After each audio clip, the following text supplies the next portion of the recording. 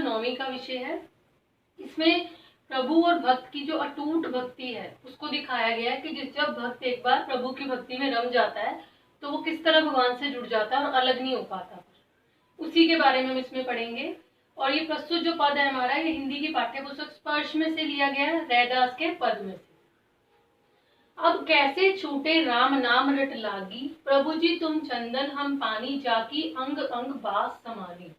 कि अब जो भगवान की जो भक्ति है वो भक्त के रोम रोम में समा चुकी है और वो अब उसको ही दिन रात जो है नाम को जपता रहता है। रटना का मतलब है दिन रात भगवान के नाम का जाप करता रहता है और अब वो उसको उसके अंदर इस तरह से समा गई है कि वो उससे अलग नहीं हो सकती। और उसको उन्होंने कई उदाहरण और तुलनाओं के द्वारा बताने की कोशिश की है कि भक्ति उनके अंदर किस तरह जो भक्त में समा जाती है।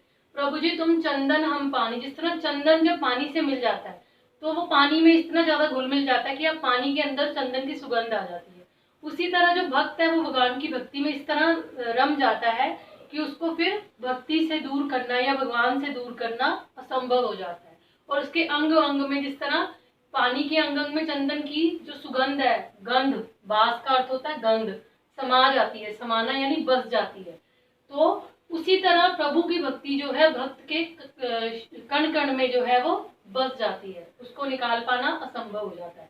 प्रभु जी तुम घन बन हम मोरा, जिस तरह बादल जब घने बादल छा जाते हैं तो मोर नाचता है ना, उसी तरह भगवान की भक्ति में आनंदित होकर भक्त जो है वो आनंद को प्राप्त करता है। जैसे चितवत चंद चकोरा, चितवत होता है देखना और चकोर एक पक्षी है तीतर की जाति का ही, कि जिस तरह जो चकोर है वो चांद को देखता रहता है और आनंद की अनुभूति करता है, आनंद प्राप्त होता है उसको। उसी तरह भक्त जो है वो भगवान को देखकर आनंद की प्राप्ति होती है उसको।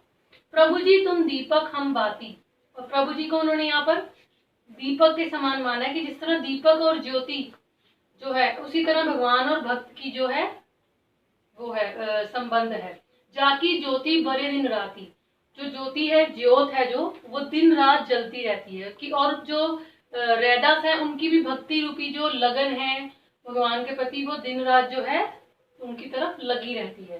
प्रभु जी तुम मोती हम धागा, जिस तरह मोती और धागा दोनों एक दूसरे के पूरक हैं, मोती के बिना धागा और धागे के बिना मोती की जो सुंदरता है वो अधूरी है, उसी तरह प्रभु के बिना भक्त जो है वो अधूरा है। जैसे सोने मिलत सुहागा, सोने में जब सुहागा मिलता है तो सोने को शुद्धता देता है, उसी तरह प्रभु की भक्ति भी उसके मन को शुद्धता प्रदान करती है भक्त के। प्रभु जी तुम स्वामी हम दासा, और प्रभु को उन्होंने अपना स्वामी कहा है, खुद को उनका सेवक, दासा यानी सेवक बताया है।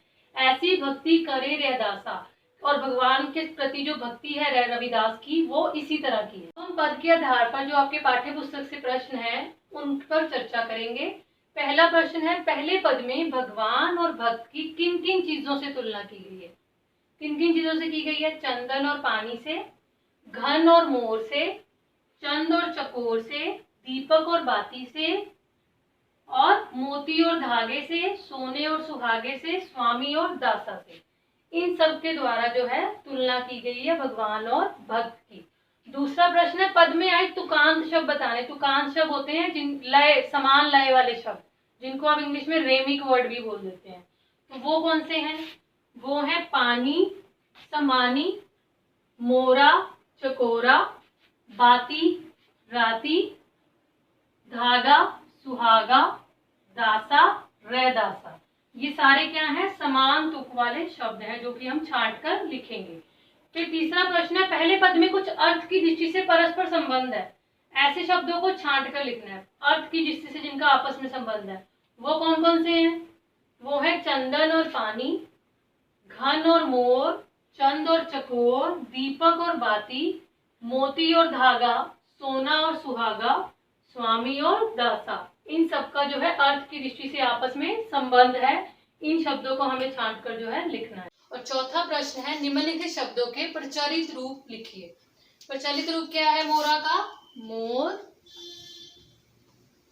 चंद का चांद, बाती का बत्ती, जो कि आप बनाते हैं ना रुई से दीपक में जलाने के लिए, उससे कहते हैं। ज्योति यानी ज्योति, बरे यानी जलना, ज्योति का जलना, राति यानी रात्रि या रात। तो ये सब है प्रचलित रूप इनके। दूसरे पद में जो है इसको करने के लिए सबसे पहले आपको ये जानना बहुत जरूरी है कि जो रैदास थे वो एक अछूत जाति से संबंध रखते थे। कि प्राचीन जो भारत था ना उसमें जाति पाति का भेदभाव बहुत ज्यादा पाया जाता था, और उस समय जो है अछूत जो माने जाते थे लोग, उनको छूना जो है पाप समझा जाता था। और रैदास जो है वो भी इसी नीच जाति से संबंध रखते थे, तो जो उन्हें उसी के आधार पर हमारा जो ये पद है वो है।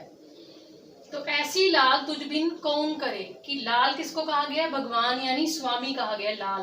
तुझ बिन कौन यानी तुम्हारे अलावा, हे कि भगवान या स्वामी तुम बिन ऐसी कृपालता या कृपा कौन कर सकता है। गरीब निवाजू गोसाई मेरा माथे छत्रु धरे, कि गरीब निवाजू क्या है? गरीब निवाजू अर्थात दीन दुखियों पर दया करने वाले, कि भगवान क्या है? दीन दुखियों पर दया करने वाले हैं। गोसाई यानी मेरे स्वामी, और उन्होंने क्या किया है? उनके माथे पर, उनके मस्तक पर छत्रु यानी मुकुट धर दिया है, रख दिया है। यानी इसका मतलब है कि उन्होंने क्या किया कि वो जो अछूत समझे जाते थे उनको उन्होंने गुरु के स्थान पर बिठाकर सम्मान के योग्य बना दिया है। जाकी छोटी जगत को लागे ता पर तू ही डरे, कि जिसको छूने से, छुआछूत का भेदभाव था ना, तो छूने से जो पूरा संसार जिसको पाप समझता था छूना, उस पर किसको दया आ गई? भगवान को। लागे ता पर तू ही डरे, डरे यानी जिस पर भगवान जो है वो द्रवित हो गए, दया आ गई भगवान को जिस पर। नीचा हूँ उच्च करे मेरा गोविंद, काहू तेना डरे। और नीच जाति के जो समझे जाने वाले को उच्च स्थान, गुरु का उच्च स्थान दिलवा दिया उन्होंने। और जब गुरु का उच्च स्थान दिलवा दिया तो जो ऊंचे से जो नीचे से ऊंचे स्थान पर आता है ना, तो वो क्या हो जाता है? व्यक्ति निडर हो जाता है। तो उनमें क्या आ गया है? वो अब डरते नहीं है किसी से। नामदेव, कबीर, त्रिलोचन गुरु और सैनु, ये सारे संत हुए हैं। ये सब भी इसी जो नीच जाति से ही संबंध रखते थे, और इनको भी गुरु का स्थान दिलवाया प्रभु ने। और कबीर जो है, उनकी कबीर और रैदास की वाणी तो गुरु ग्रंथ साहिब में भी उसमें स्थान मिला है इनकी वाणियों को। तो जो सम्मान जो इनको संसार में मिला, गुरु का स्थान मिला, उसके लिए वो भगवान को जो है उसका श्रेय देते हैं। कहीं रविदास सुनो रे संतो हरिजू ते सभे सरे, यानी रविदास क्या कहते हैं कि हे संतो सुनो, कि हरि जी जो है यानी जो भगवान है, उनसे उनके द्वारा कुछ भी संभव हो सकता है। मतलब उनके कारण भगवान जो है वो असंभव को भी संभव बना सकते हैं। संभव यानी संभव, सरे यानी हो सकता है, कि असंभव को भी वो संभव बना सकते हैं। अब हम इस पद के आधार पर जो हमारे पाठ्य पुस्तक में प्रश्न है उन पर चर्चा करेंगे। पहला प्रश्न है, दूसरे पद में कवि ने गरीब निवाजू किसे कहा है? स्पष्ट कीजिए।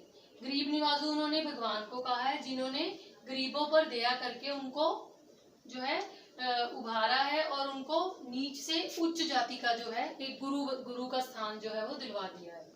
दूसरा प्रश्न है, दूसरे पद की जो जाकी छोटी जगत को लागे ता पर तू ही डरे, इस पंक्ति का हमें आशय बताना है। इस पंक्ति का आशय कि जिसको छूने से पूरा संसार जो है, जिसको छूना पाप समझता था, उसको भगवान ने क्या किया? उस पर भगवान द्रवित हो गए, भगवान को उन पर दया आ गई, और उन्हें उच्च स्थान जो है और दिलवाकर एक सम्मान के योग्य जो है बना दिया। तीसरा है, रैदास ने अपने स्वामी को किन किन नामों से पुकारा है? उन्होंने अपने स्वामी को गरीब निवाजू, गुसैया और गोबिंदू, इन 3 नामों से पुकारा है। फिर शब्दों के प्रचलित रूप बताने। छत्रु का अर्थ है मुकुट, यह छत्र जो उन्होंने गुरु रूपी छत्र जो उनके सिर पर रखा है। छोटी यानी छुआछूत, तू ही यानी तुम ही, भगवान को उन्होंने कहा है तुम ही, तू ही का प्रचलित रूप है तुम ही। गुसैया यानी गोसाई, सामान्य अर्थों में से बोला जाता है गोसाई। और धरे यानी धारण करे, धारण करना। आखिरी प्रश्न है, रैदास के पदों का केंद्रीय भाव बताना है।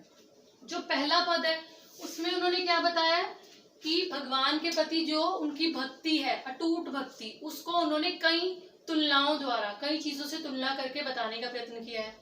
जैसे चंदन, पानी, धागा और मोती, स्वामी और सेवक, सोना और सुहागा, दीपक और बाती, इस तरह के जो है उपमाएं देकर उन्होंने अपने भगवान के प्रति जो अटूट प्रेम को दिखाने का प्रयत्न किया। और दूसरे पद में उन्होंने भगवान को गरीब निवाजू कहा है, जिसने गरीबों पर या अछूत जो समझे जाने वाले जो रैदास हैं उन पर दया करके उनको उच्च गुरु का सम्मान दिलवाया और उन्हें संसार में उच्च पदवी दिलवाई है। और इसलिए उन्होंने भगवान को जो है महान कहा है और कहा है कि जो भगवान है वो असंभव को भी संभव बना सकता है।